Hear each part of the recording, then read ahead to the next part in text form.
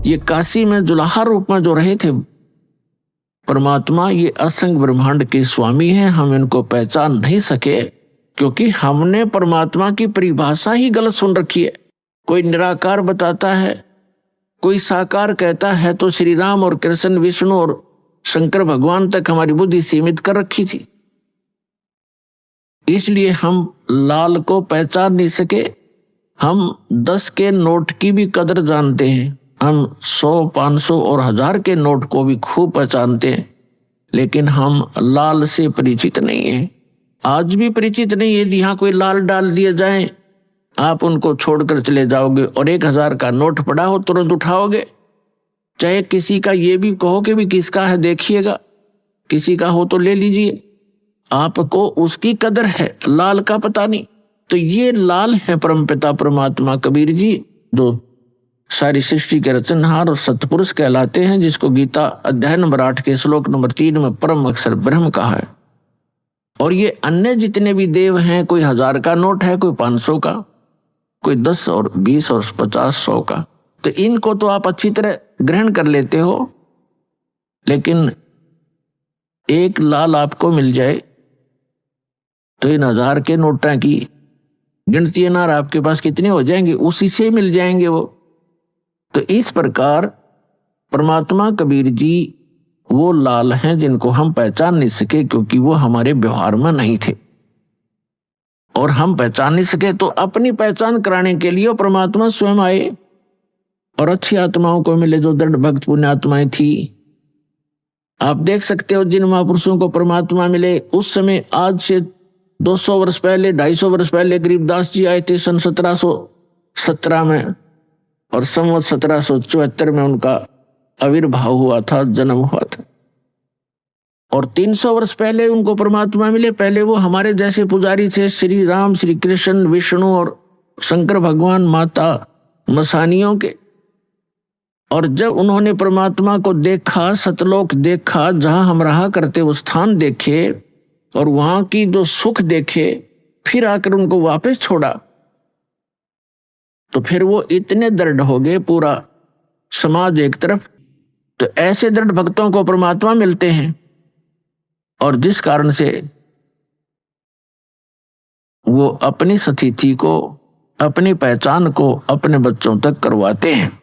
अभी तक जो सत्संग दास ने किया है, इसका उद्देश्य ये है कि श्रीमद् भगवत गीता में जो प्रमाण है, ये गॉड गिवन स्पिरिचुअल नॉलेज है। श्रीमद् भगवत गीता अर्थात ये वेदों का सारांश है, और चारों वेद कबीर भगवान ने दिए थे इस ज्योत निरंजन ब्रह्म सरपुरुष इस काल के अंतःकरण में फीड कर दिए थे, ईमेल कर दी थी, फैक्स कर दिया था।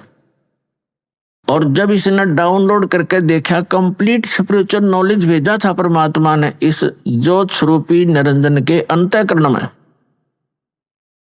इसने जब वो डाउनलोड किया, यानी अंदर से बाहर निकाला अपने अंतःकरण से, तो बाहर उन्हें पढ़कर देखा, उस कंप्लीट स्पिरिचुअल नॉलेज का, संपूर्ण अध्यात्म ज्ञान का वो पार्ट, वो भाग इसने नष्ट कर दिया जिसमें उस परम पिता की जानकारी थी और इससे उत्तम लोक की जानकारी थी, वहां जाने की विधि थी, उसको पाने की विधि थी। ये नहीं चाहता कि यहाँ के प्राणियों को जो इसके अंतर्गत है 21 ब्रह्मांड में, इनको ये जानकारी हो कि कोई और सुख स्थान है, और जहां जाने के बाद ना वृद्ध अवस्था होती है, ना वहां मृत्यु होती है, ना कोई रोग सताता है, ना किसी चीज का अभाव है। सब सुख पदार्थ आपको वहां बगैर किए ही प्राप्त होंगे। और पुण्यात्माओं, हमारी यहाँ चेष्टा प्रत्येक प्राणी की ये है कि हम काम ना करें, हम मेहनत परिश्रम कम करें और सुविधाएं सारी हो। इसलिए हम अपने बच्चों को पढ़ाते हैं, स्वयं भी पढ़ा करते थे कि हम बड़े अधिकारी बने और हम काम कुछ ना करें, घंटी बजाएं, नौकर आए और जो वस्तु चाहे वो खाएं, ऐसी तनख्वाह हो, कार हो, कोठी हो और सुविधाएं सारी हो। तो ये यहाँ नहीं हो सकती। यहाँ तो चाहे राष्ट्रपति बन जाए, उसने भी दिन में बहुत सी मीटिंग अटेंड करनी पड़ेंगी, नहीं तो उसको जीने नहीं दे पब्लिक। उसकी व्यवस्था है। तो इसी प्रकार सतलोक में जाने के बाद वो सुख होगा जिसकी हम खोज यहां कर रहे हैं। वृद्धावस्था वहां नहीं है, वहां केवल युवा शरीर रहेगा। तो कौन चाहता है वृद्ध होना, कौन चाहता है मृत्यु? लेकिन यहां इसका कोई विकल्प नहीं है, यहां तो ये कंपलसरी है, ये तो होगा ही होगा। तो इससे बचने के लिए एक साधना है, साधन है, जो परमात्मा ने स्वयं आकर आप बताई और अपनी प्यारी आत्मा उन परम संतों को सतलोक दिखाया और वापस छोड़ा और उनको दृढ़ कराया। तो यहां पर जितने भी प्राणी हैं सबकी मृत्यु होती है, और हम आजीवन जो संग्रह करते हैं वो हमारे साथ नहीं चलता। हम जिन बच्चों के लिए कोठियां बनाते हैं, धन जोड़ते हैं कि हमारे बच्चे हमारी मृत्यु के बाद वो सुखी होंगे, और वो बच्चे हमारे सामने ही मर जाते हैं। ऐसे बहुत से प्रमाण, ये दुखदायी घटनाएं हम समाचार पत्रों में भी सुनते हैं, टीवी पर भी देखते हैं। एक पूरा परिवार एक सत्संग सुनकर आ रहा था किसी संत का, तो उसमें इतना पक्का याद नहीं दास को कि 12 सदस्य थे पूरे परिवार के या 13 थे। उनमें से एक घर पे था और बाकी 11 या 12 सत्संग सुनने गए हुए थे, सत्संग सुनकर आ रहे थे, दुर्घटनाग्रस्त हो गए। पूरा का पूरा परिवार मारा गया, छोटे पोता पोतियां से लेकर बच्चों तक।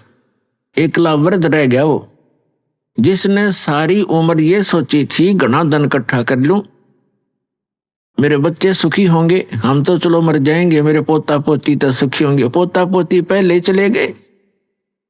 तो यहां काल ने आपको धोखे में रखा हुआ। फिर दूसरा कारण यह है कि संत की शरण में सत्संग सुनते हैं प्राणी, तो उनको ऐसी आपदाओं का सामना नहीं करना पड़ता। तो वो संत और सत्संग और उसकी साधना में कोई त्रुटि है जिस कारण से प्रोटेक्शन नहीं होता। और दूसरा कारण ये होता है कि संत भी सही हो, साधना भी ठीक हो, लेकिन अपने में कोई त्रुटि हो, हम नियमों का पालन ना कर रहे हो, उससे क्या होता है, फिर नाम खंडित हो जाता है। उस कारण से भी प्राणी साधक होते हुए हानि उठा लेता है, क्योंकि उसका प्रोटेक्शन समाप्त हो जाता है।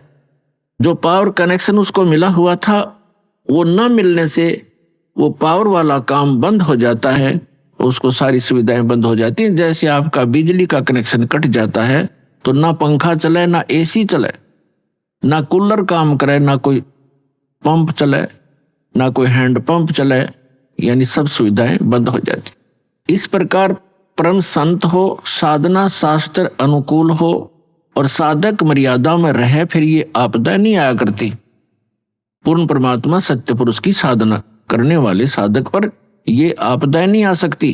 दुर्घटना में मृत्यु, अकाल मृत्यु या कोई अन्य दुख नहीं आने देंगे भगवान, जहां हमारी समर्पित भाव से साधना होगी और सत्य साधना होगी। तो फिर भी जो कहने का दास का आज जो उद्देश्य है ये ज्ञान कराने का, कि हम जिन सुविधाओं को एकत्रित करने में, जोड़ने में सारा जीवन लगा देते हैं और फिर भी हम भी छोड़ चले जाते हैं और बच्चों का भी पता नहीं हमारे सामने ही मृत्यु हो जाए, तो ये गंदा लोक है, ये लोक ठीक नहीं।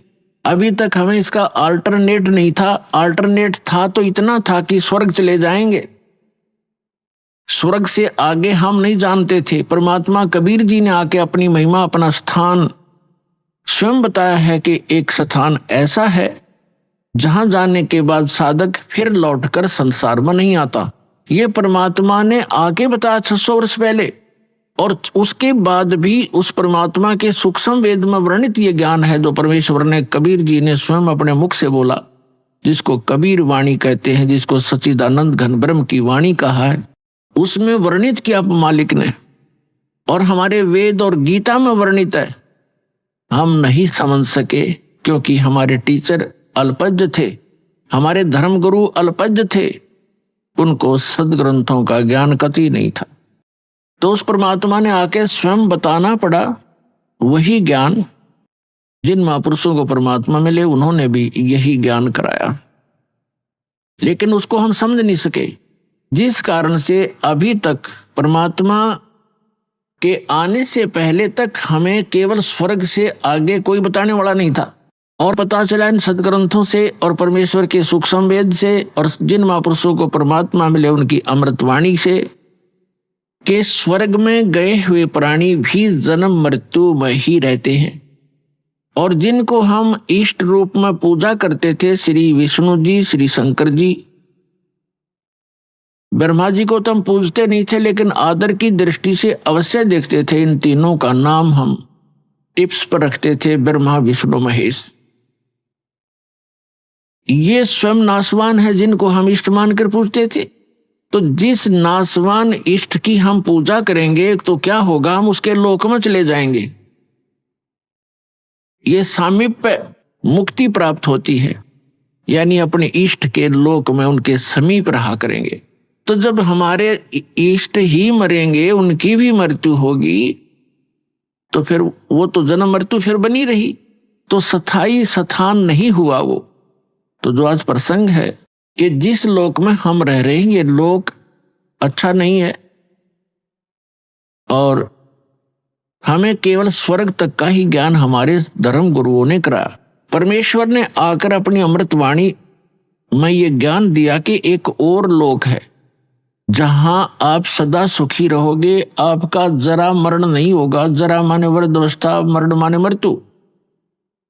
लेकिन वो ज्ञान हमारे गले उतरा नहीं, क्योंकि हम अपने धर्म गुरुओं पर, विशेषकर हिंदू धर्म के में जन्मे हम प्राणी, अपने धर्म गुरुओं पर पूर्ण विश्वास किया करते थे कि ये संस्कृत के मास्टर हैं और सभी सदग्रंथ संस्कृत भाषा में लिपिबद्ध हैं। हमारे को कभी अविश्वास नहीं हुआ, इसलिए हमने परमात्मा के दिए हुए उस ज्ञान पर कभी ध्यान नहीं दिया।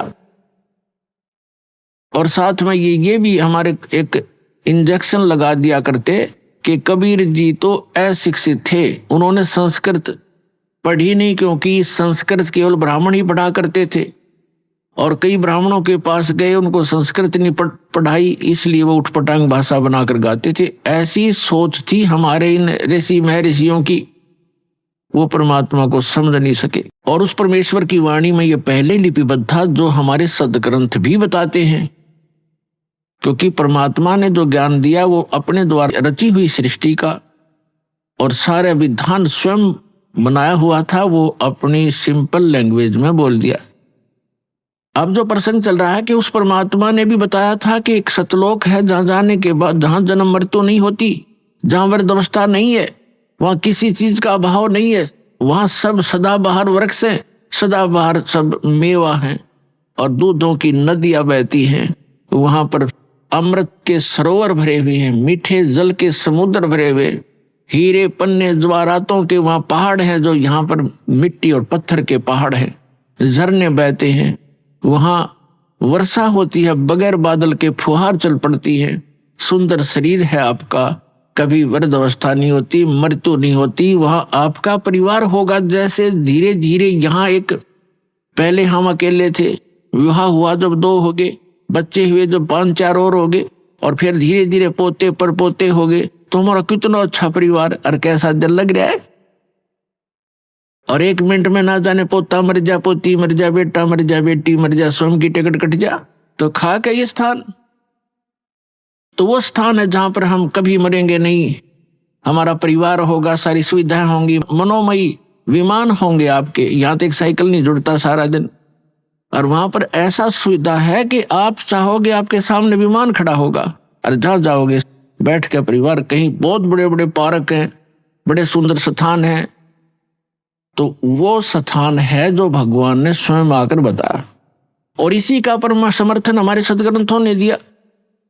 जैसे गीता ज्ञानदाता ये सरपुरुष है, श्रीमद् भगवद गीता अध्याय नंबर 15 के श्लोक नंबर 16 और 17 में 3 पुरुष हैं। पुरुष माने प्रभु, स्वामी, मालिक, ब्रह्म कहो, पुरुष कहो, भगवान कहो, राम कहो, साहेब कहो।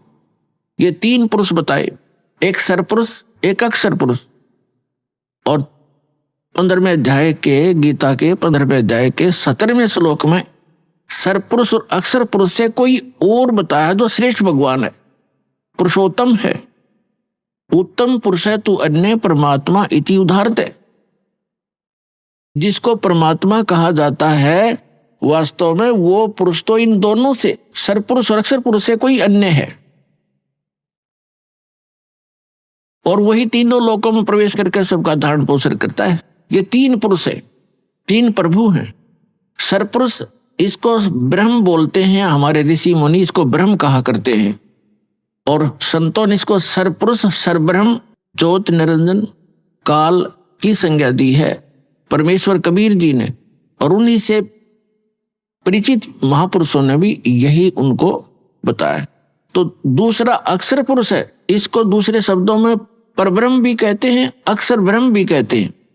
तो सरपुरुष है जिसको ब्रह्म कहते हैं, जो काल है, वो केवल 21 ब्रह्मांड का प्रभु है, स्वामी है, मालिक है, राम है, खुदा है, अल्लाह है, साहिब है। वो कंप्लीट गॉड नहीं है, केवल 21 ब्रह्मांड का स्वामी है। एक ब्रह्मांड के अंदर पृथ्वी लोक, पाताल लोक, स्वर्ग लोक, और नीचे के तल रसातल आदि ये, और ऊपर के जैसे विष्णु जी का लोक, शिव जी का लोक, ब्रह्मा जी का लोक, धर्मराय का लोक, और ऊपर जो ब्रह्मलोक के अंदर डिवीजन है कई, उसमें भी भाग हैं। तो वो सारे मिला के एक ब्रह्मांड में एक ब्रह्मलोक भी है, एक मानसरोवर भी है।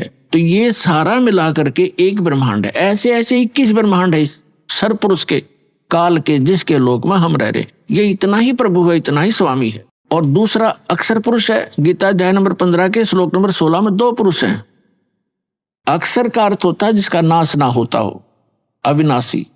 लेकिन ये अविनाशी लगता है लेकिन अविनाशी नहीं है।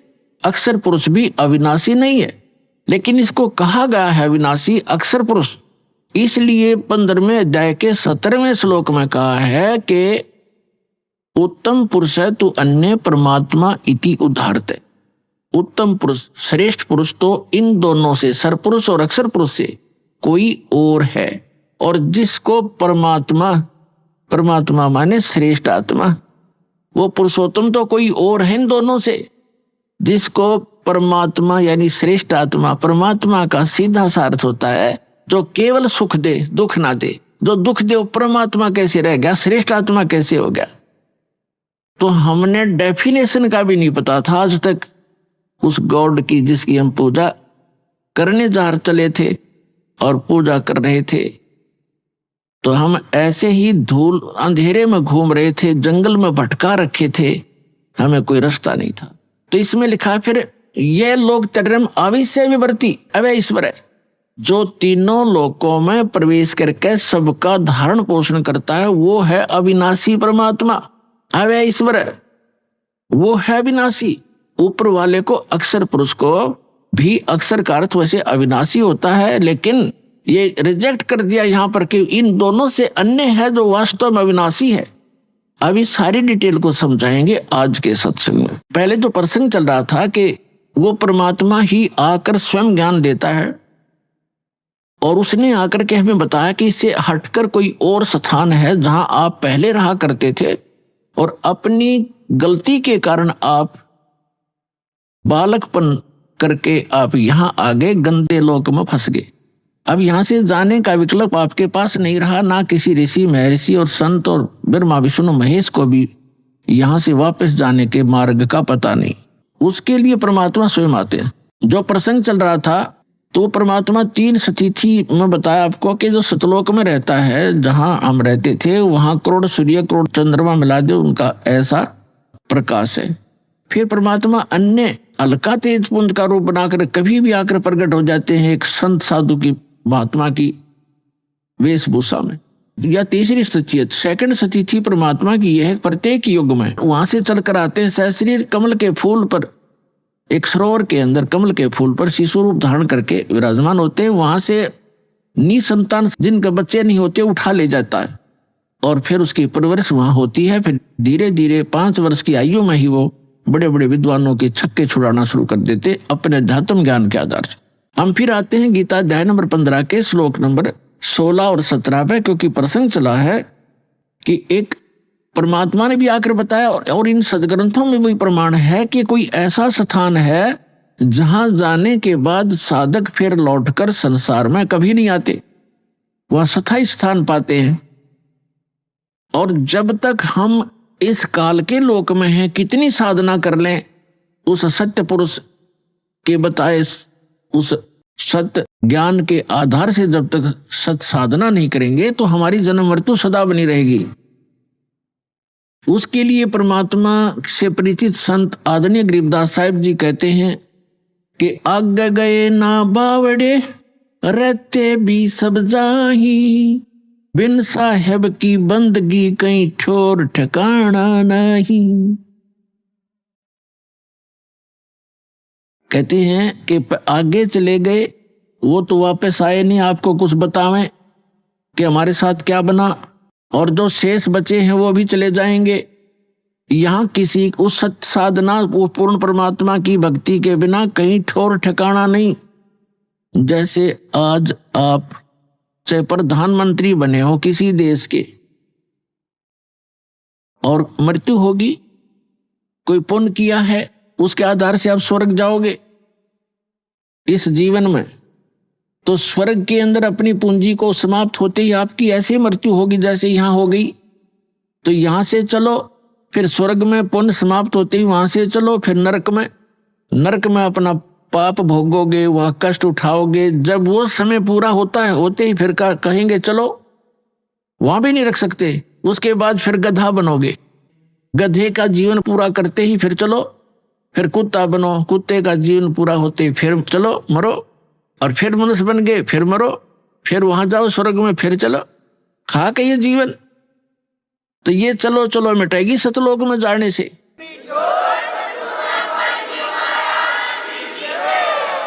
और वो चलो चलो ना तस्वीर माँ की मिटी, ना विष्णु की, ना शिव जी की, और ना सरपुरुष की, ना अक्षर पुरुष की। केवल परम अक्षर पुरुष, परम अक्षर ब्रह्म है वो परमात्मा, जो स्वयं वास्तव में अविनाशी है। उसकी साधना करने से भी साधक उस लोक में चले जाते हैं जहां प्राणी कभी नहीं मरते, कभी वृद्ध नहीं होते, और वहां सदा युवा शरीर रहता है, और वापस लौटकर इस गंदे लोक में फिर नहीं आते।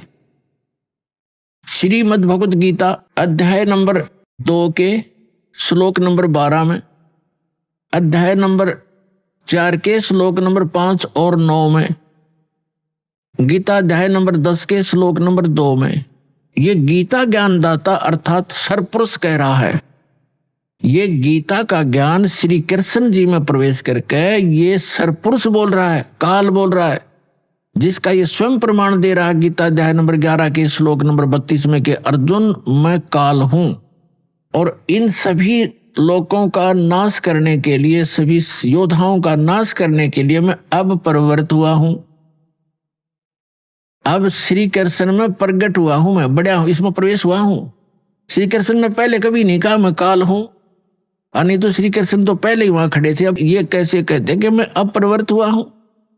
ये दास का सत्संग है, सीडी बना रखी है कि श्रीमद् भगवत गीता का ज्ञान किसने दिया, उससे आप डिटेल जान सकते हो। अब प्रसंग दूसरा है, यहाँ ये विषय अब शॉर्ट आउट नहीं करूंगा।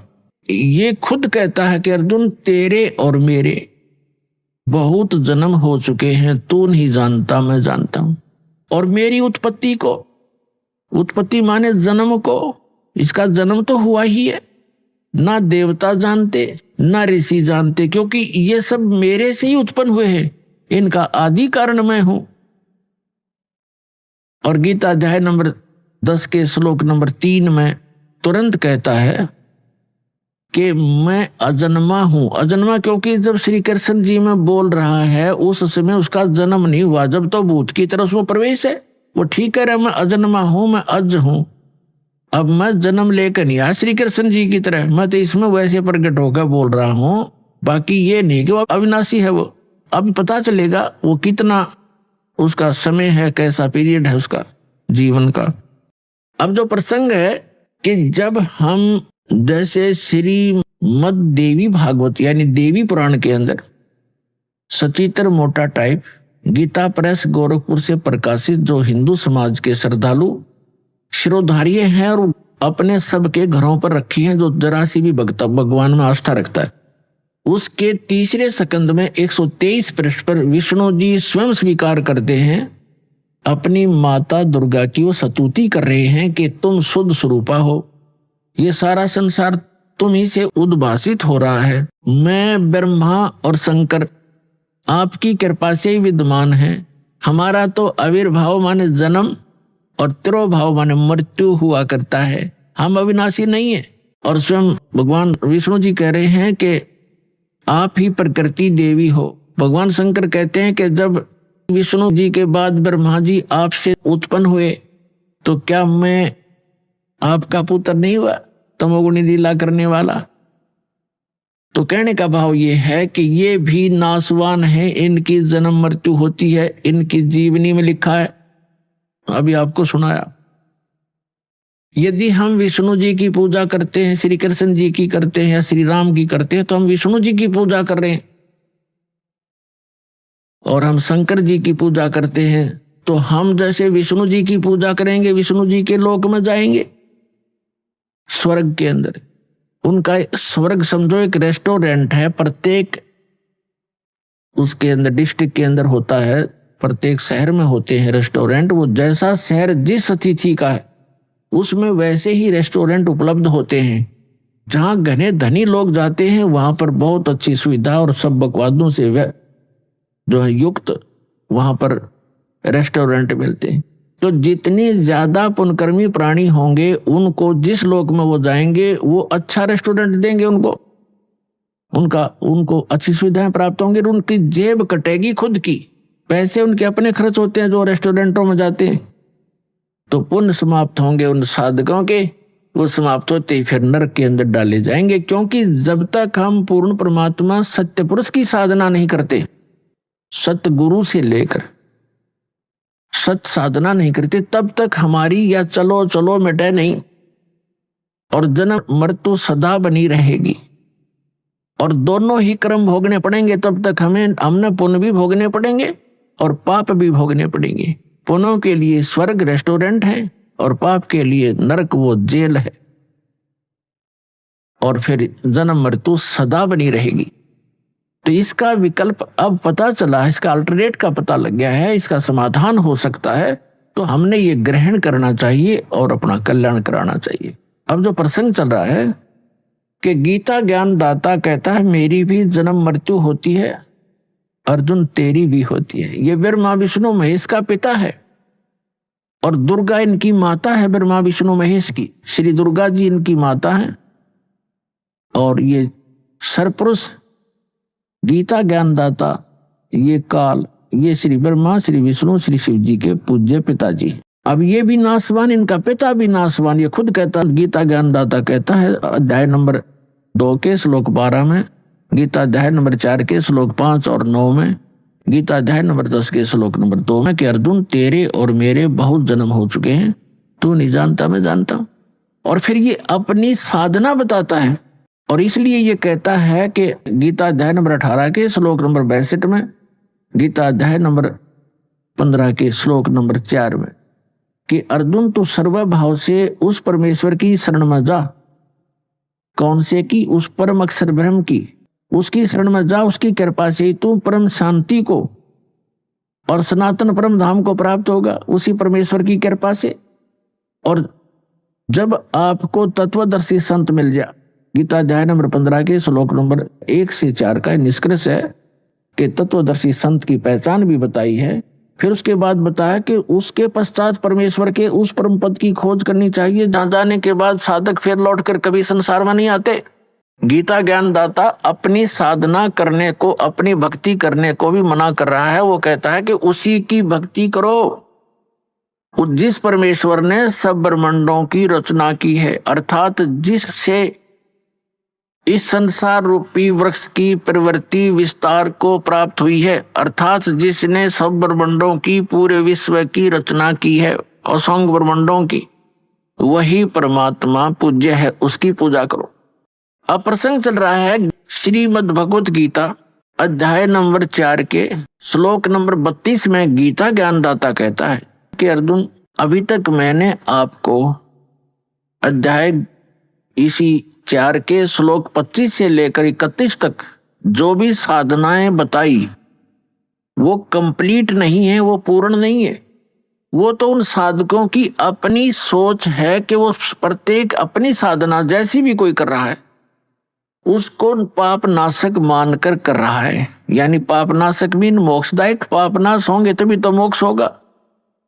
पाप नाशक जानते हैं, लेकिन अब क्या बताया है चौथे अध्याय के 32वें श्लोक में, यहां पर थोड़ी सी जो अनुवाद करता है, अनुवादक हैं गीता जी के, गड़बड़ कर गए, क्योंकि जहां इनकी बुद्धि ने काम नहीं किया वहां अर्थों का अनर्थ किया इन्होंने।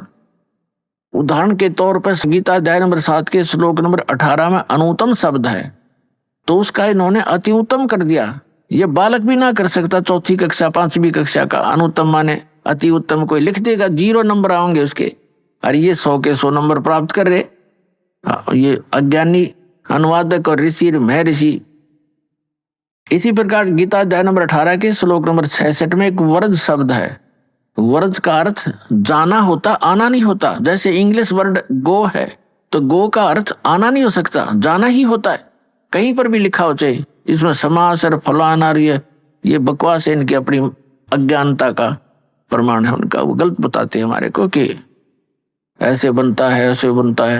ये इनकी, क्योंकि अज्ञानी व्यक्ति कुछ ना कुछ तगड़मबाजी तो करेगा।